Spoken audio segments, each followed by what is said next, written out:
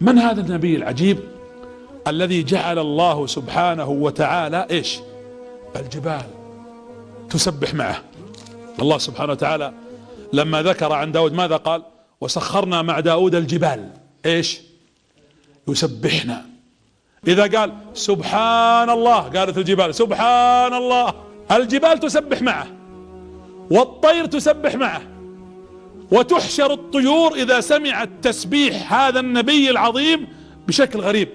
قال الله جل وعلا انا سخرنا الجبال يسبحن بالعشي والاشراق والطير محشورة كل له اواب.